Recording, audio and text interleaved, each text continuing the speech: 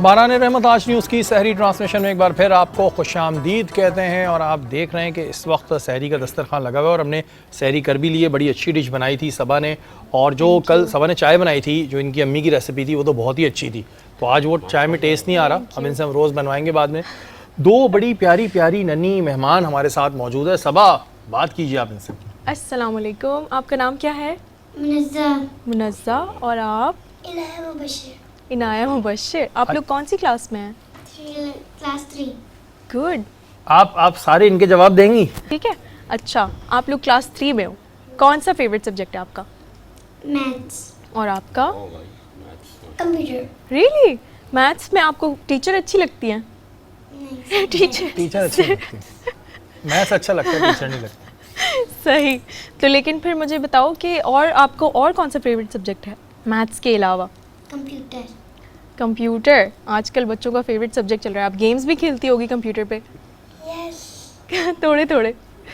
अच्छा, आप दोनों इतने वाकई में मासूम हैं जितने भी स्क्रीन पे लग रहे हैं, या अभी आपको मासूम बनना पड़ रहा है? शरारतें करते हैं आप लोग? हैं? शरारतें करते हैं? इनसे पूछो, ये बताएंगी।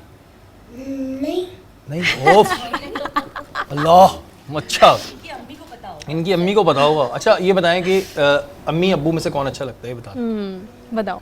फंसा दो बच्चों को। अरे पुराने जमाने के कौन अच्छा अभी भी लगता बसते हैं बच्चे। ओह अम्मी सामने जो है सामने बैठी हुई है ना अम्मी, इनको कौन, इनसे पूछे। और आपको? अम्मी। अम्मी, क्योंकि अम्मी लेकर आई हैं इस वजह से। अम्मी अच्छी हैं। सुबह स्टेटमेंट बदल भी सकता है, सुबह स्टेटमेंट बदल जाता है। अच्छा, स्कूल में सबसे अच्छी चीज़ क्या लगती है आपको अपने, ये बताएं। प्लेग्राउंड। इनसे पूछ लो, इशारा दे रही है, इनसे पूछें। टीचर। टीचर्स टीचर्स अच्छी हैं आपके स्कूल अच्छा, की। इन्होंने Nice. सबा कुछ प्रिपेयर भी किया है आज के हाँ, लिए। इन्होंने तिलावत। Principal. Principal, oh my god, 100 में से 100 नंबर। अच्छा, मुझे बताएं कितने बहन भाई कितने आपके? 3 भाई। 3 भाई, आप इकलौती बहन है? अरे मजे मजे भाई। बड़े हैं छोटे हैं? छोटे हैं बड़े? बड़े। बड़े, तो आपके तो बड़े फायदे होते होंगे हैं। उनमें से सबसे ज्यादा आपकी केयर कौन सा भाई करता है? नबील भाई। नबील भाई। आपके कितने, आपके कोई बड़े भाई बहन भाई हैं, छोटे हैं? मेरी भरी एक बहन है। बड़ी एक बहन है, बड़े काम कराती होंगी। बहुत काम कराती है ना? नहीं कराती? अरे वाह। बड़ी अच्छी बहन। तो क्या कोई आपको उनमें क्या अच्छा लगता है अपनी बड़ी बहन में? वो मुझे प्यार करती है। बहुत प्यार करती हैं, और ये सबसे बड़ी बहन है। और इनके ये अपने बहन भाइयों पे बड़ा जुल्म करती हैं। करते हैं किसी चीज ये अपने बहन भाइयों पे बड़ा जुल्म करती हैं। अच्छा जी, बहुत सारी दुआएं इन बच्चियों के लिए, अल्लाह ताला इनके नसीब अच्छे करे। और यहाँ पर आप देखते हैं कि हमारे पास बच्चे भी आते हैं और बड़ी खुशी होती है इनको देख के, इनके टैलेंट को देख के। बस दुआ ही होती है कि अल्लाह ताला लड़का हो या लड़की नसीब अच्छे करे। और आप लोगों के लिए बहुत सारी दुआएं, आपके साथ ये वाउचर्स भी जाएंगे। आयशा, आपका भी बहुत बहुत शुक्रिया, आपने अपना कीमती वक्त हमारी नशिस्त के लिए। सरवत, आपकी जानिब आऊँगा। अभी हम बात कर रहे थे एजुकेशन सिस्टम की, वहीं कैम्ब्रिज एजुकेशन सिस्टम भी है। क्या कैम्ब्रिज एजुकेशन सिस्टम वाकई बहुत महंगा है? क्योंकि कहीं हम फीस स्ट्रक्चर देखते हैं तो बहुत ही हाई है। तो क्या वाकई महंगा है या कुछ जगहों पे ही महंगा है? बिल्कुल थोड़ा सा महंगा उस सूरत में है जब बच्चे ए लेवल्स और ओ लेवल्स में पहुंचते हैं, तो उस वक्त एक पर्टिकुलर फ़ीस होती है जो बच्चों को देनी होती है फॉर पर पेपर और एक पेपर के तहत। अदरवाइज़ अगर देखें तो कुछ जगहों पे बहुत महंगा है। अगर आप एलीट स्कूल्स की बात करते हैं तो वहाँ बहुत महंगा है। लेकिन अब स्कूल ऐसे भी हैं कराची में कि जो कि आपको कम पैसों में कैम्ब्रिज एजुकेशन प्रोवाइड करते हैं। और हमारा अदारा उसमें से एक इदारा है जो कि क्योंकि हम बार बार मैं मिडिल क्लास की बात कर रही हूँ, तो बहुत सारे स्कूल अब कराची में ऐसे हैं जो कि मिडिल क्लास के स्ट्रक्चर को देखते हुए उसी तरह का फ़ीस स्ट्रक्चर प्रोवाइड करते हैं और बच्चों को कैम्ब्रिज एजुकेशन ऑफ़र करते हैं। अच्छा, हम क्योंकि बचपन से ये देखते आ रहे हैं कि जी कैम्ब्रिज में पढ़ रहा है, इसके पेपर्स भी ये होते हैं, फ़र्क क्या होता है और फ़ायदा क्या होता है जो कैम्ब्रिज एजुकेशन ले रहा है या फिर नॉर्मल एजुकेशन ले रहा है? देखिए, अगर हम मैट्रिकुलेशन की बात करते हैं तो पढ़ाई तो देखें दोनों तरह से सही है, अच्छी है। कैम्ब्रिज में ये होता है कि इंटरनेशनल स्टैंडर्ड्स को मीट करते हैं बच्चे। और आपको पता है अब आजकल क्या है, इंटरनेशनल लैंग्वेज पे फोकस करना चाहिए बच्चों को। इतना कॉन्फिडेंट इनफ होना चाहिए दुनिया के सामने कि वो आगे चल के अपना पॉइंट ऑफ व्यू रख सकें, आगे चल के बात कर सकें। तो कैम्ब्रिज एजुकेशन मेरे हिसाब से बहुत अच्छी है। बिकॉज़ पहले के ज़माने में क्या था कि रोट लर्निंग प्रोसीजर्स थे कि रट्टा लगाया, पेपर्स दे दिए। और फिर उस वक्त 90s में और 80s में परसेंटेजेस आती थी। अब ऐसा है कि बच्चों को जो कैम्ब्रिज एजुकेशन है उसमें ऐसा कुछ नहीं है, ऐसा कोई प्रोसीजर नहीं है। बच्चों को अपनी थॉट प्रोसेस से, अपनी थिंकिंग से, अपनी कैपेबिलिटीज़ से आगे बढ़ना होता है। और बच्चे उसमें ये होता है कि बच्चे इतने कॉन्फिडेंट होते हैं कि उन्हें किताब बस पढ़नी होती है और बाकी आगे जाके खुद से करना होता है। अच्छा, एक अक्सर हम लड़ाई देखते हैं पेरेंट्स और स्कूल मालिकान के बीच में, वो होती है फ़ीस को लेकर, जी। चाहे वो किसी की भी हो। इसका रीज़न क्या है? क्या जो स्कूल ओनर्स हैं वो अपनी मर्ज़ी से फ़ीस बढ़ा देते हैं? रीज़न्स क्या? मैं आपके स्कूल की बात नहीं कर रहा क्योंकि आपका तजुर्बा बहुत है, आपने मुख्तलिफ जगहों पर पढ़ा है, इन जनरल सवाल कर रहा हूँ। फ़ीस की अगर हवाले से बात करें, देखिए हर एक का अपना अलग अलग फ़ीस स्ट्रक्चर है हर स्कूल का, और अपने एजुकेशन स्टैंडर्ड के हिसाब से हर किसी ने फ़ीस स्ट्रक्चर रखा हुआ है। जो गवर्नमेंट आपको अलाउ करती है that is 10 to 8% in a year. एक साल के अंदर आप 8 से 10% बढ़ा सकते हैं। पहले बीच में गवर्नमेंट ने 5% भी कर दिया था कि आपको 5% बढ़ाना है। बिल्कुल वो भी किसी वजह से ही किया था गवर्नमेंट ने, क्योंकि कुछ स्कूल ऐसे थे जो कि बहुत ज़्यादा फीस ले रहे थे और बढ़ाए चले जा रहे थे, और उससे काफ़ी नुकसान ये हुआ कि पेरेंट्स वाकई में बड़े एक स्ट्रेस में आ गए थे। तो एक स्टैंडर्डाइज स्ट्रक्चर दिया हुआ है गवर्नमेंट ने, उसी पे ही फीस बढ़ती है, उसके अलावा फीस नहीं बढ़ती। अच्छा, एक और चीज़ जो बड़ा अक्सर पेरेंट्स कहते हैं वो ये कहते हैं कि जी स्कूल अक्सर पिकनिक्स पे लेके जाते हैं या कोई एक्टिविटी होती है तो फ़ी बच्चा इतना पैसा लगाया देंगे जी 500 तुमने लाना है 500, उसमें उनके तो बहुत जमा हो जाते हैं, और जो इवेंट होता है, पिकनिक होती है, वो उतनी सस्ती होती है। तो ये क्यों होता है? जनरल पूछ रहा हूँ, आपके स्कूल की बात नहीं नहीं, ऐसी बात नहीं है, ऐसा होता नहीं है। क्योंकि देखिए अगर हम से फॉर एग्जांपल बच्चों को हम ड्रीम वर्ल्ड ले जा रहे हैं तो वहाँ के एक्सपेंसेस ज़्यादा हैं, ठीक है। एक मैं आपको मिसाल दे रही हूँ, एक जनरल बात है। अब पेरेंट्स भी कहता है कि बिजी बच्चों को ले जाना है तो ज़रा अच्छी स्टैंडर्ड वाली जगह पे ले जाना है। अभी आपको पता है अभी जो एक साइंस का जो ई-टैक एनवायरनमेंट क्रिएट हुई है कहीं पर, मुझे I don't know the name exactly, तो वहाँ पर भी कुछ ना कुछ अमाउंट दे के बच्चों को आपको लेके जाना होता है। तो स्कूल वाले बिल्कुल भी एक्स्ट्रा अमाउंट नहीं रखते, ऐसा कुछ नहीं है। क्योंकि वो अक्सर पेरेंट्स आते हैं ना हमारे पास, वो पूरा कैलकुलेट करके आए, वो तो जी इतने बच्चे हैं, इतने से इतने ले ली। मैंने कहा सारे तो गए भी नहीं होंगे, कुछ गए होंगे। अच्छा, ये अभी जब हमारे दौर थे तब कैंटीन्स में कुछ भी होता था स्कूल्स में, अभी कुछ आप लोगों के क्या देख रहे हैं कि कुछ कैंटीन्स में कुछ सेलेक्टेड आइटम्स पे आए हैं, या वो बस ठीक है कैंटीन ठेके पे देनी है? नहीं, क्या इस चीज़ का ख्याल रखते हैं कि वो क्या खिला रहा है बच्चों को? बहुत हाइजीन का ख्याल रखा जाता है, ठीक है। हर तरह की चीज़ को अलाउ नहीं किया जाता। हमारा या किसी भी और स्कूल का, मैंने बहुत सारे और इदारों में भी काम किया है, इसी वजह से आपसे तो उसमें देखें हाइजीन पे एक तो बहुत ख्याल रखा जाता है, और कैंटीन में ना हेल्दी फूड होता है, जैसे सैलड, सैंडविचेस, ये बर्गर, ये पेटीज़ और ये सब चीज़ें अलाउ ही नहीं होती।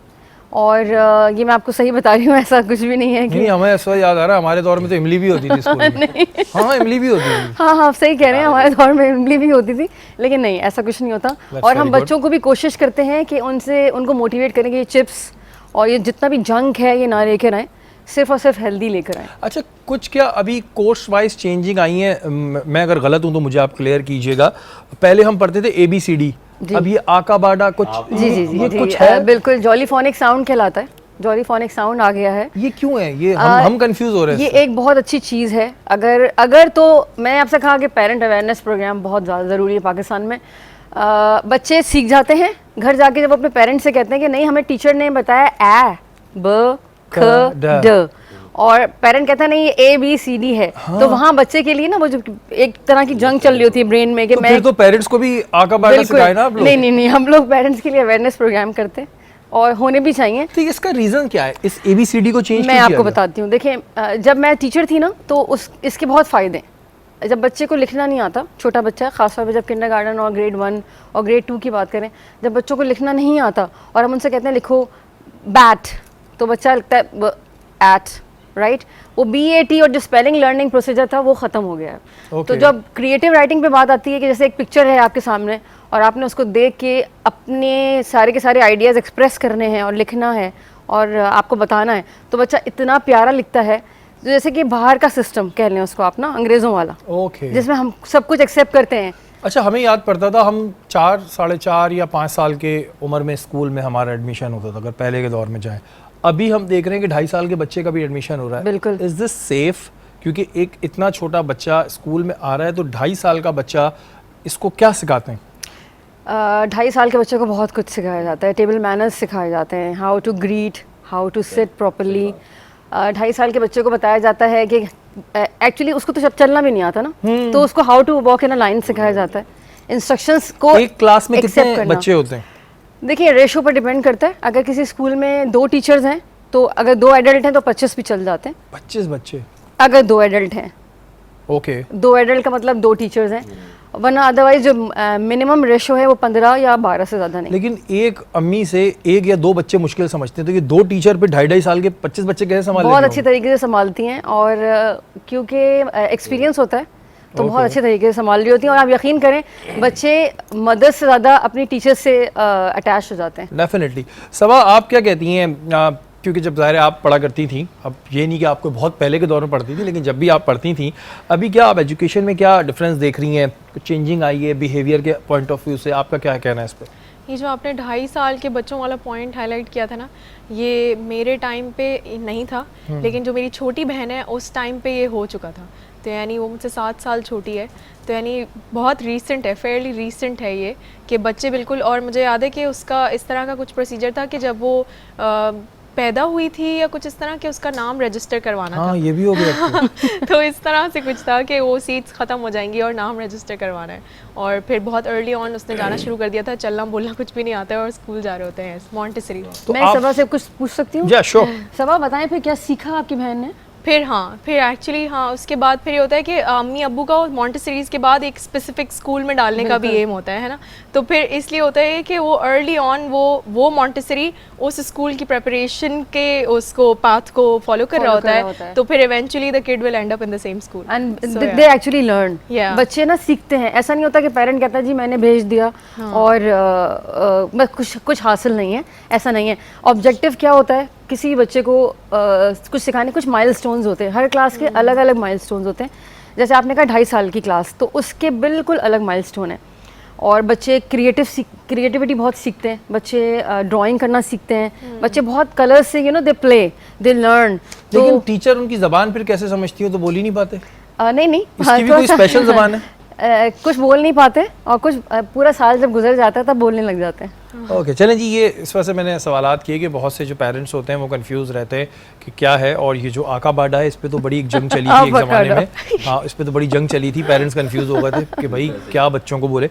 मोहसिन भाई, आपकी जानिब आते हैं, बात हम करते हैं फलाई कामों के हवाले से। तो ऐसे भी बहुत से लोग हैं जो गैर मुस्लिम हैं लेकिन बहुत अच्छे फलाई काम इस वक्त कर रहे हैं, तो क्या उन्हें उसका सवाब मिलेगा? बिस्मिल्लाहिर्रहमानिर्रहीम। ये बहुत अच्छा सवाल है। देखिए, याद रखिएगा, इसमें 2 बातें, 2 जहतें हैं। सबसे पहली बात, जो वो अच्छा काम करेंगे अल्लाह दुनिया में ही उनका अजर उसको देगा।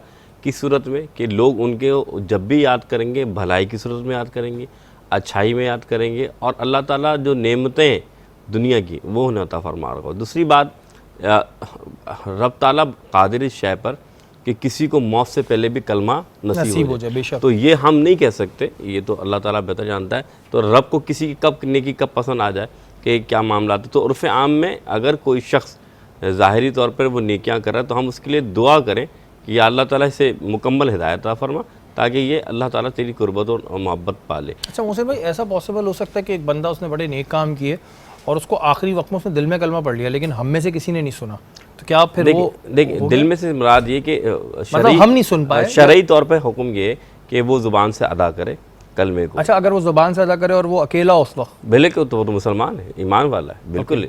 मैं फिर मिसाल ये दूंगा कि बात ये है कि एक जंग के अंदर भी ऐसा हुआ कि अल्लाह के रसूल सल्लल्लाहु अलैहि वसल्लम के एक सहाबी सामने एक शख्स है, काफिर है, तो जब वो तलवार उठाई तो तलवार उठाते उसने कलमा पढ़ लिया। तो जब कलमा पढ़ लिया तो रसूल खुद और फिर सहाबी ने उसको कलम कर दिया। तो अल्लाह के रसूल उनके पास जब गए तो हुजूर ने फरमाया तुमने ऐसा क्यों किया?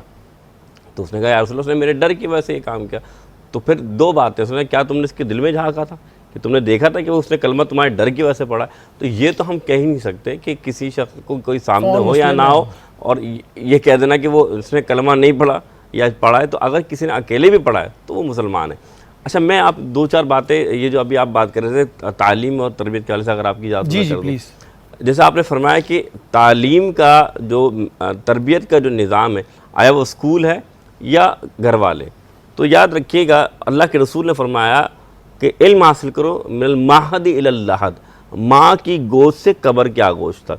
मालूम ये चला कि इल्म की जो आप तरबियत की जो पहली अमाजगाह है वो माँ है। यानी वालिदैन हैं। तो अब ये पता लगा कि तरबियत तो घर से ही होगी, ना कि स्कूल से होगी।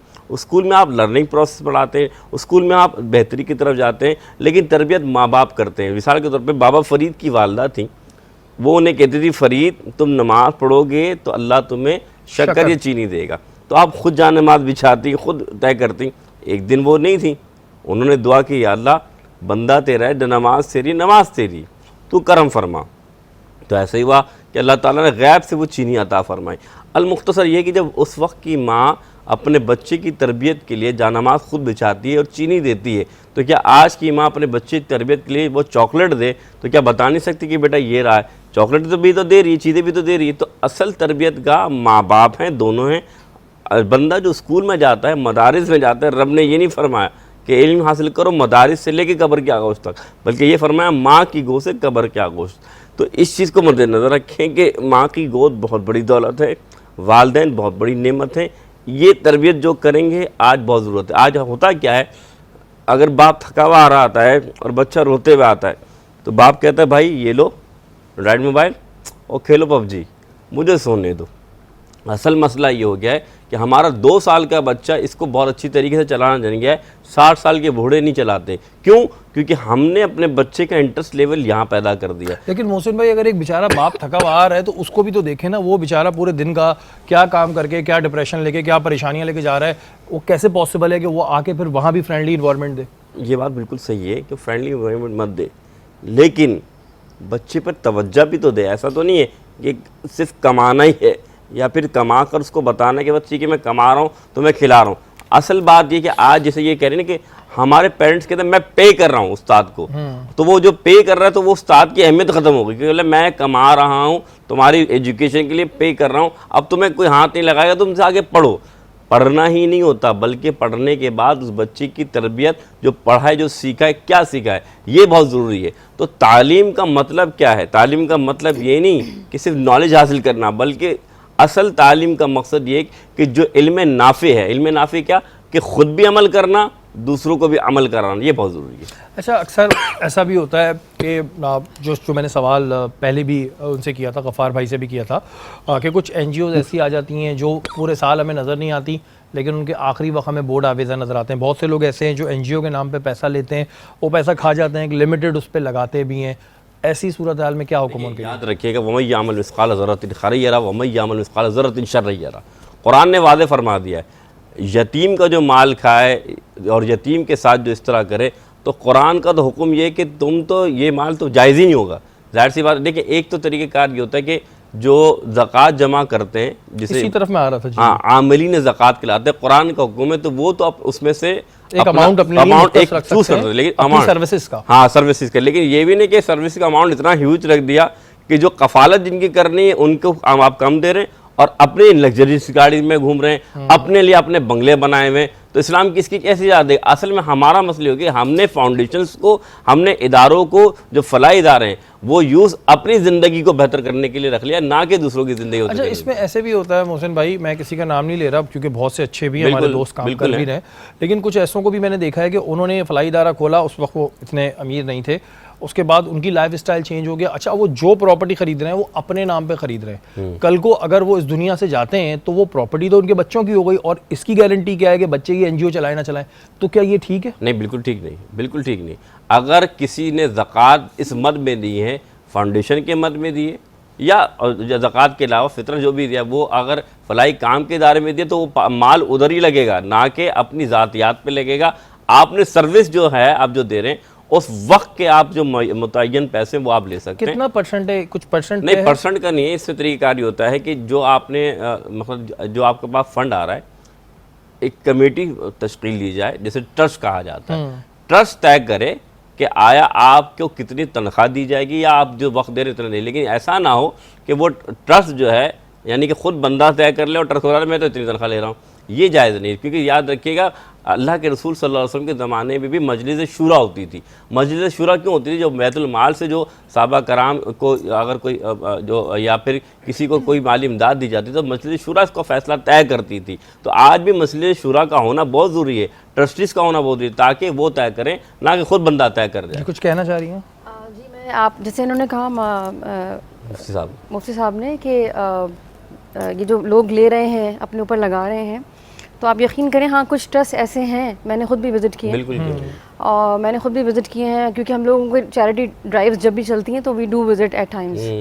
तो वाकई में इतनी पथेटिक कंडीशन है कि मैं आपको बता नहीं सकती, कि भाई दिल नहीं चाहता कि एंटर हो आप, लेकिन क्योंकि आपको देना होता है तो लेते तो हैं लोग, लेकिन उस तरह से उसको लगाते नहीं हैं उस ट्रस्ट के ऊपर जो कि बच्चों के लिए खोला गया है या छोटे बच्चों के लिए खोला गया है, या जहाँ पर आप नौमौलूद बच्चों को रख रहे होते हैं, गॉड फॉरबिड, जिनकी वजह से उनके पेरेंट्स की डेथ हो जाती है, कुछ होती है, छोड़ जाते हैं, या बच्चे बेचारे यतीम होते हैं, तो उनके लिए आप करते हैं। लेकिन वाकई में मुझे बहुत अफसोस हुआ एक आध दफ़ा, जब भी जाना हुआ तो मुझे बहुत तकलीफ़ हुई उसको देख के, वाकई में नहीं एक्सपेंस होता। अल्लाह जो है ना लाजमी तौर पे रोज़े महशर उनको खड़ा कर देगा। बिल्कुल ऐसा नहीं है, हदीस में आता है, लेकिन रसूल फरमाते हैं अल्लाह ताला उन लोगों को खड़ा करके कि आपने इनका हक मारा।